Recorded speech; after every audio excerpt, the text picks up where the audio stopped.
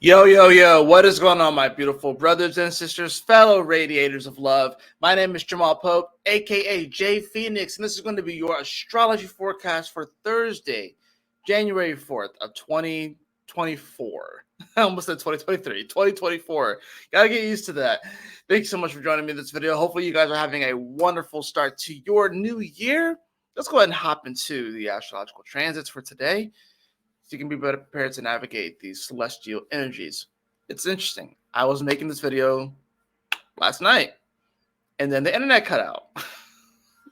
Like in the middle of it. I was actually almost done with it too. I was almost done with the video. I was about to get to the cards, and then suddenly my screen goes black, and I'm like, "What's happening?" And then I was like, "Oh, we can't connect. Something went wrong." And then I look over here at the router, and it went from the blinking blue to the blinking red, and I'm like, "Oh man, this is some Mercury shadow type stuff. This is the moon getting ready to quincunx Uranus. This is just my luck." It's all good. It's all good. So, anyways, let's go ahead and hop right on into it. So, as you can see with today, we do have major energy happening today. We got Mars entering into Capricorn. It's pretty big, especially considering the fact that Mars will be going into its exaltation in Capricorn. You would think that Mars and Sagittarius would actually feel better, wanting to be inspired to take some sort of action. It's in a fire sign, but Mars and Sagittarius didn't really give the punch that Mars and and Sagittarius didn't really give us the punch that we thought it was going to give us. And that's okay, actually. That's okay. But I mean, unless you tell me what your experience was. But yeah, Mars and Sagittarius didn't give us really the firepower, the punch that we thought it was going to give us. And now that's going to be moving into Capricorn. Things are definitely going to start to feel a little bit different. All right. So as you can see, we're kind of heading into this first week of the month. It's overall pretty chill. It's overall pretty chill. Things definitely start to pick up once we hit the 8th and Mercury starts to square Neptune that day. We have Mars sextile Saturn as well. But the first week of January is pretty chill compared to the rest of the month. It really starts to really pick up. And as I've been saying, this whole month is really just it's preparing us for the rest of the year. It's setting us up. We are in a slight buffer zone, even though things are starting to pick up, energy starting to pick up. This is the month where we kind of get our ducks in a row. We kind of take care of loose ends so we can move forward into the rest of the year. So let's go ahead and get to the actual chart. Yeah, as you can see, I have this at 5:16 p.m. So I was literally in the middle of I was in the middle of my thing. So, anyways, so we do have, of course, Mars here at 29:57, getting ready to move in to Capricorn. And literally, if I just move this forward just 1 hour or two, we're going to see Mars hit that 0 of Capricorn. Now, this is nice because, like I said, Mars is exalted in Capricorn. It likes to be here, it likes to be seen, it likes to climb the mountain, it likes to be the leader, it likes to take charge. So that's why Mars really, really enjoys being here. And now we have the ruler. Now we have Mars in Capricorn, the ruler, which is Saturn in Pisces. Instead of being disposited by his Jupiter per se, which was in Taurus and which was retrograde for most of Mars' time in Sagittarius, which is why it didn't really give us the firepower that we wanted it to give us, right? Now, as you can see, the moment that Mars hits 0 degrees, we have the moon here at 19 degrees, getting close to that south node. But oh, wait, is that the awkward stare over to Uranus? Yes, it is. Yes, it is. That is the awkward stare over to Uranus. Now, Uranus is the only planet that is still retrograde, right? And, now that we have this moon here, those looking for the balance and the harmony and trying to level things out, if you will. And but we get this awkward stare to Uranus, and I think that's just sort of like a reality check of, you know, yes, not everything is inherently balanced, not everything is inherently just. You know, sometimes we have to be able to find the peace within the imbalanced, if you will. And when I say imbalanced, I mean just like, you know, when you're weighing out the coins on this scale, the scale of life, there are going to be some times where it feels like all of the things are being hoarded to one side or just not quite as even, you know? And now, especially with Uranus being here in Taurus, this is really having to do with, you know, society at large and also the way that they value stuff, right? So I think what this is coming down to is that this is a king kunks too, so that's even more awkward and off. It's a 150-degree angle. It'd be one thing if it was like 180. If it was like opposed, no, this is 150. So it's definitely off a little bit. It's definitely got a little bit of a gangster lean on it, this kind of energy. So you're going to see this where it's like, you know what? Not everyone's going to have the same, values as you. Not everyone's going to have the same, core values or core structure as you. And you have to learn how to be okay with that, especially with the moon that's on the south node. This can be bringing up some past life stuff, some past relationship type stuff. Um, and with the moon, of course, that's getting ready to oppose the north node, is getting ready to oppose Eris today as well, and it's gonna make for some pretty dicey energy, right? Even with the Mars that has shifted into Capricorn, right?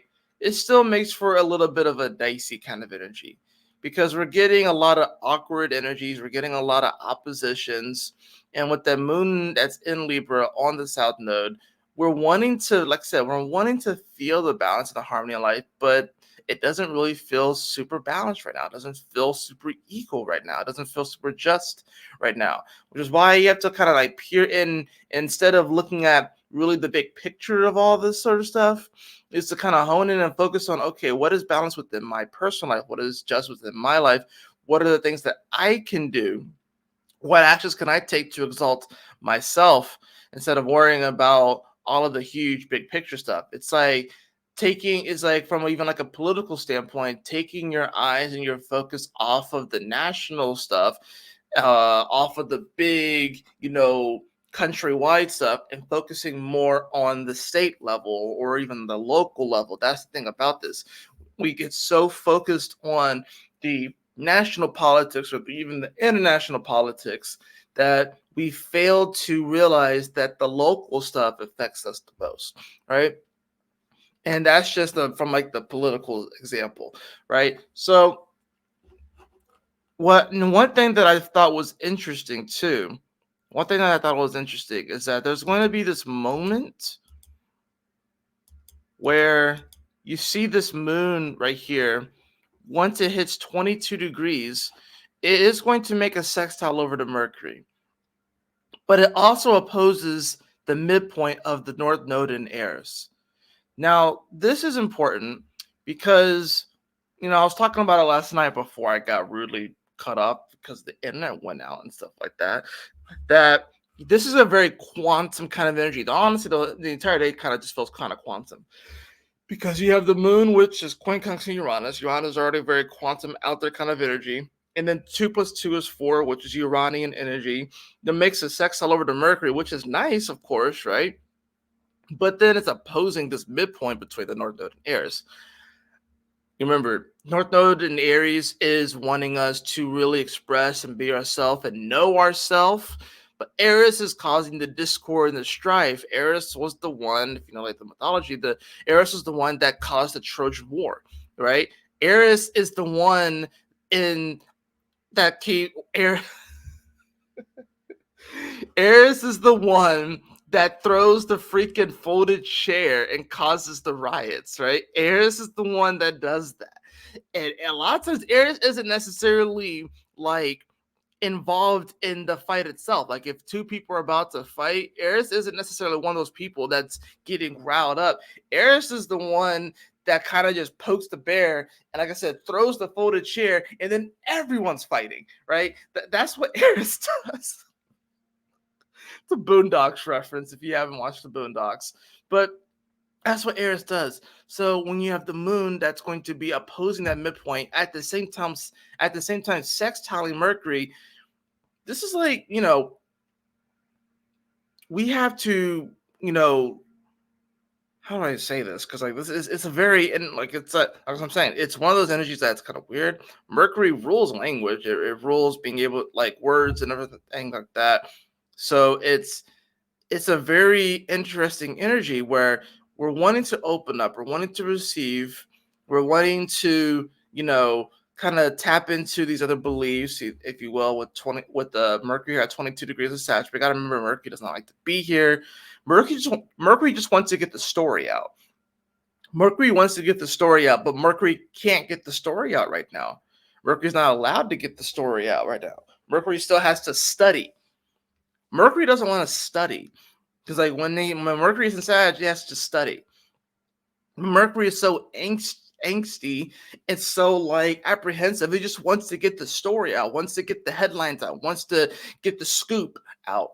But it can't. Mercury can't do that right now. So with the moon that's sextiling it, it opens up this opportunity. And then of course opposing that midpoint, it's opening up this opportunity. It's like, okay, look, I know that you really want to in many ways bring this scoop out, bring this energy out, especially considering the fact that some of you guys are really wanting to express more of who you are, really wanting to tap more into that authenticity. And that should be the goal, right? Every day to be more and more and more authentic and not be afraid to express who you are. The thing is, though, like I said, with the midpoint between these two energies, it's like some of you guys are wondering whether or not bringing this aspect of yourself out is kind of like throwing that chair into the middle of a crowd, is kind of like being that Trojan horse, if you will. And you're wondering, is it going to cause that strife? Is it going to cause that discord? Maybe and remember, Moon and Libra wants to kind of keep the peace and keep the balance, but with it, like I said, sextiling Mercury, which is trining that midpoint between those two energies. And we have to also consider that Mercury is going to be in square to Neptune this whole time.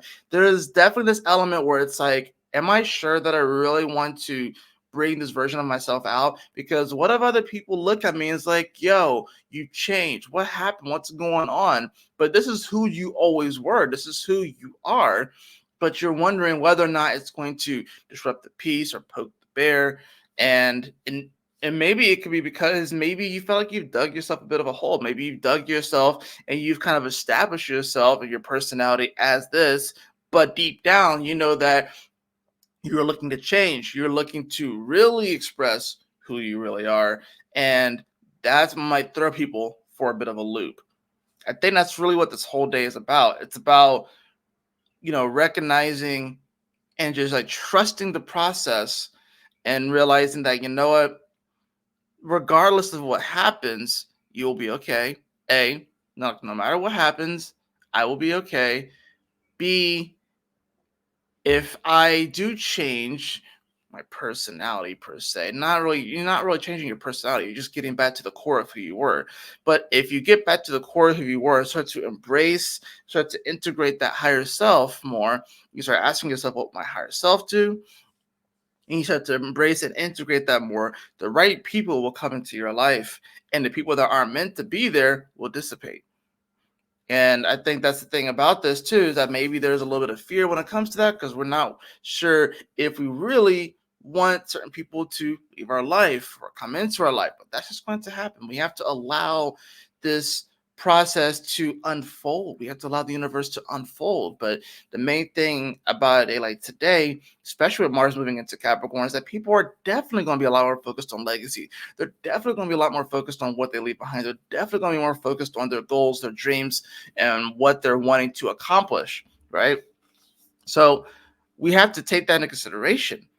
This Mars is getting ready to sextile Saturn, right? This Mars is going to trine Jupiter, right? So it's going to be making some nice aspects. It'll eventually will square all this energy, but it's going to be making some nice aspects before it hits that.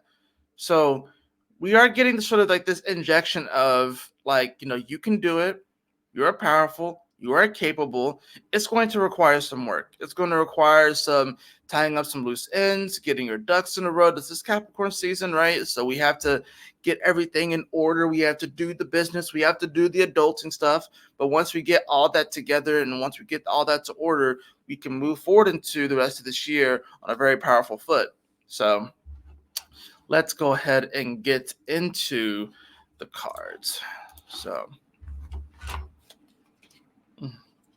I hope I explained that well because like I just like there's sometimes when I'm looking at it and I just like I know what I want to say, but then the words there aren't really the words there to really describe it. But I think with the day where you're dealing with such a Uranian kind of aspect and a Mercury that is, like I said, it's in Sagittarius. Now it's funny, I actually have Mercury in Sagittarius, so that's kind of the interesting thing about it. It's like I actually do enjoy studying per se, but I do want to kind of get the story out at the same time. But I feel like I'm constantly just having to study and study and study and study and study. Like that's the thing too. And I think it also affects my writing too, because there are times where it's like I just want to have instead of just writing and getting it out there, I just like I have to have the whole big picture of the story before I start writing. You know what I mean? So then consequently I keep starting over stories and starting over and starting over and starting over. But at least it's great for poetry. I would say that. Mercury and Sagittarius is really great for poetry. So I have the Three of Pentacles in reverse. Yeah, this is definitely like, you know, we got to make sure that we're connecting with the right people. We got to make sure that we realize that teamwork makes the dream work. We're not just on an island. And I think this is like one of those moments where we may feel like we're on an island that we have to do this all by ourselves, but that's not the case. But maybe you just haven't found your team yet. Or maybe you're perceiving your current team in a way that you're undervaluing it. That could be the other part too.